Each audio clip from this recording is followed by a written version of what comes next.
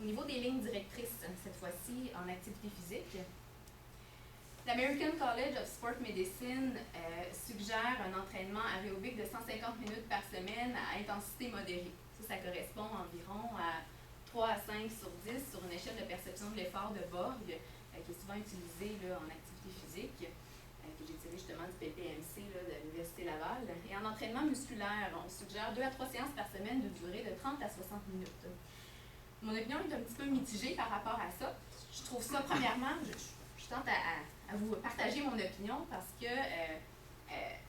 je trouve ça encourageant. Premièrement, ça démontre que l'activité physique est réellement sécuritaire et efficace et qu'elle ne représente aucun danger pour une personne qui est en traitement du cancer.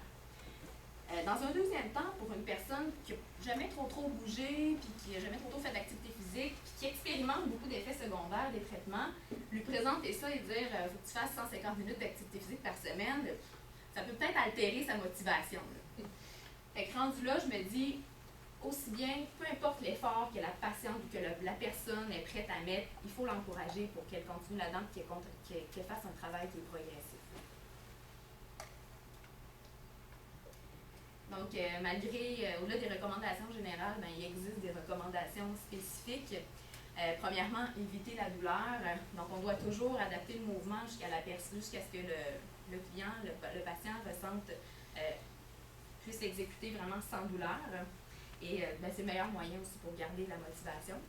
Ensuite, respecter les limites et le niveau d'énergie. Donc, il faut toujours prendre la personne dans sa capacité ou dans le moment présent où elle vient à la séance, donc sa capacité physique, là où elle se situe au moment où elle est dans sa condition physique. Exercice progressif. Donc, y aller en progression, toujours suggérer des exercices, suggérer des mouvements que la personne va pouvoir faire, niveau 1, niveau 2, niveau 3, et peut-être une semaine, elle va faire le niveau 1, la semaine d'après, elle va faire le niveau 2, donc c'est vraiment y aller en progressif, et c'est aussi la même chose au niveau des charges. Donc, si la patiente a un lymphédème ou certaines conditions physiques qui la limitent, elle vient de reprendre, ça fait 4 semaines qu'elle a eu sa chirurgie, on va commencer avec 1 kg, puis elle va pouvoir augmenter par la suite. Évaluer l'état physique suite à la séance, donc toujours les amener à prendre conscience de leur état par... moi, je le fais souvent en retour au calme. Il y en a qui vont utiliser des questionnaires, des échelles de fatigue. Ensuite, période de récupération. Tantôt, je disais que l'activité physique était tout aussi importante. C'est vice-versa. Les périodes de récupération sont tout aussi importantes que les périodes d'activité physique.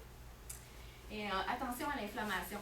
On parlait des effets secondaires de la peau. Des fois, il peut y avoir... tu parlais de la peau humide, je pense, c'est ça? Il peut y avoir, à cause d'une sensation de brûlure, beaucoup de... J'en ai vu, il y en a qui ont rien, il y en a qui sont rouges, puis que ça squame, puis que ça fait mal. Donc, quand on fait des exercices de renforcement, ça va être de faire attention à cette région-là. Si la patiente expérimente un effet secondaire au niveau de la peau qui est important, je vais éviter les exercices de renforcement au niveau de la ceinture scapulaire, donc au niveau des pectoraux, pour ne pas accentuer et créer un petit peu plus d'inconfort qu'elle en a déjà. Donc, juste faciliter sa période de radiothérapie. Et l'hydratation, je pense que ça, les patients se le font assez dire. Là, puis, la bouteille d'eau, comme tout le monde ici, est de mise pendant les traitements et surtout pendant une période d'activité physique.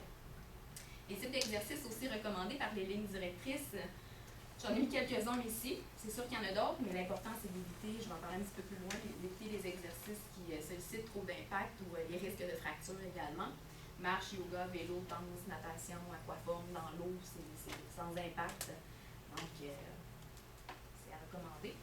C'est sûr que moi, je vais toujours référer les patients vers des programmes d'activité physique pour les personnes en traitement du cancer, donc comme celui que je propose à la clinique Tandelkin. Donc, toujours être encadré et supervisé. Pour moi, c'est une clientèle qui est très, très précieuse. Donc, les précautions. Accorder un temps adéquat pour guérir de la chirurgie. On parle de 4 à 8 semaines. C'est sûr que là, on peut avoir du cas par cas, mais 4 à 8 semaines à respecter. Éviter les sports de contact, comme je le disais tout à l'heure, donc tout ce qui est la boxe, les sports qui vont augmenter les risques de chuter. Éviter les exercices de haute intensité, donc les efforts, les intervalles le moins possible, où il y a beaucoup d'efforts avec de grands intervalles. Surveiller la taille du bras opéré, on en a parlé beaucoup, donc la chaleur, surveiller, voir si le bras par rapport à l'autre bras augmente pour pouvoir la référer au bon professionnel. Et un suivi pour les autres symptômes périphériques. On en a parlé avec Dr. Théberge, il y a un effet tardif, des effets secondaires tardifs de la radiothérapie. Donc, d'amener la patiente à prendre conscience de ces effets-là et pouvoir la référer vers le bon professionnel qui va poser le bon diagnostic. Donc, le programme que je propose, il répond à 5 objectifs principaux. Premièrement, améliorer ou maintenir la qualité de vie pendant les traitements. Ensuite, développer la motivation à pratiquer l'activité physique. Diminuer l'intensité des effets secondaires reliés au traitement. Favoriser le retour aux activités quotidiennes et ou au travail après les traitements. Et fournir des outils afin que la pratique de l'activité physique devienne une habitude de vie. Et ça, par expérience, le retour au travail, même pour ceux et celles qui pratiquaient peut-être déjà l'activité physique avant, je le vois beaucoup plus facile de retourner au travail, la fatigue. Donc, concrètement, c'est intéressant de le rapporter. Comment ça se déroule? Toujours des périodes de 50 minutes. On suggère les lignes directrices entre 30 et 60 minutes. Avec une période d'échauffement cardiovasculaire, musculaire, retour au calme. Avec des exercices variés. La variété, je m'explique beaucoup là-dessus. Donc, des circuits d'entraînement, des échanges entre elles, entre les patientes. Varier aussi, ce que je veux dire par là, c'est de démontrer beaucoup un exercice, donc un mouvement, mais plusieurs niveaux de le faire, plusieurs alternatives pour le faire, pour que chaque patiente puisse trouver son compte. Intensité et renforcement progressif, c'est comme je disais tout à l'heure au niveau des charges et au niveau de l'exercice cardiovasculaire. Donc, en résumé, toujours référer cette clientèle-là, donc une clientèle patiente à cancer, dans des programmes qui sont supervisés, sécuritaires et encadrés. Ensuite, une approche personnalisée. Oui, il existe des lignes directrices, comme on a vu tout à l'heure, mais il reste qu'on travaille avec des humains. Puis chaque personne est différente, chaque traitement est différent pour ces personnes-là. Donc, c'est pouvoir de donner le meilleur recette pour chaque personne. Une évaluation initiale qui est très importante. Donc, avant d'intégrer un groupe ou avant de faire un plan d'entraînement pour une personne, pour cette clientèle-là, d'avoir une évaluation dans son passé d'entraînement, son patron moteur. C'est-tu quelqu'un qui est habitué de bouger? Son traitement, comment elle réagit au traitement. Donc, il y a plusieurs facteurs à évaluer au moment avant d'intervenir avec elle.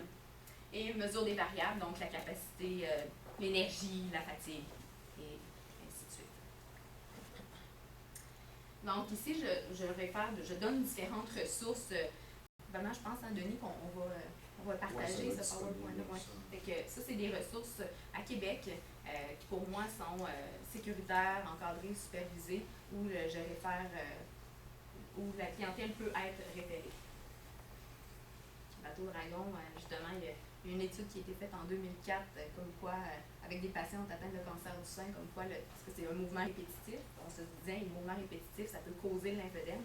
Cette étude-là a montré que non, ne cause pas le lymphœdème, même que ça l'améliore.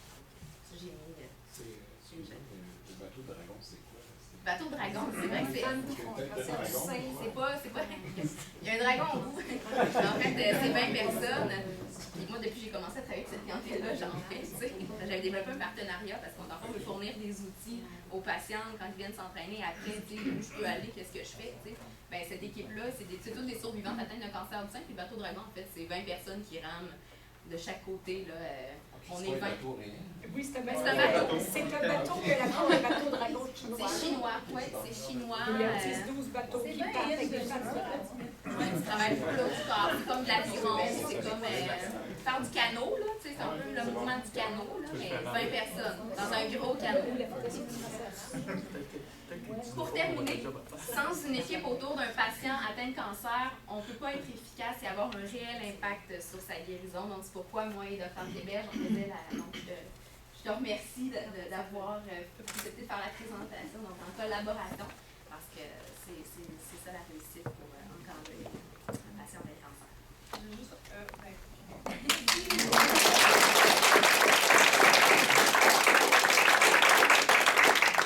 Juste un petit commentaire qui, je n'en ai pas parlé dans ma première partie, mais les études pour l'activité physique et le bénéfice pour le cancer, oui, tu sais, il n'y a pas des belles études en médecine, mais il y a tellement d'études qui montrent le bénéfice de survie et de récidive que nous, on l'a vraiment impliqué dans notre pratique, là, on l'a vraiment adopté.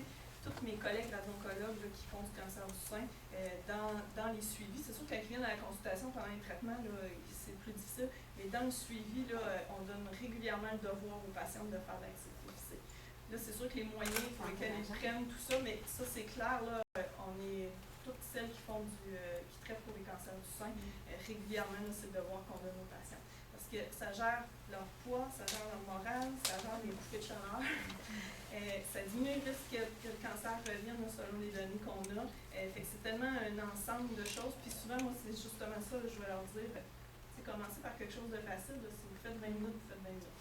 Puis éventuellement. Fait que c'est pas quelque chose là, qui a l'air beau sur papier, là, c'est quelque chose qu'on donne comme, c'est-à-dire qu'on donne comme conseil là, au quotidien là, maintenant. Là, c'est vraiment dans notre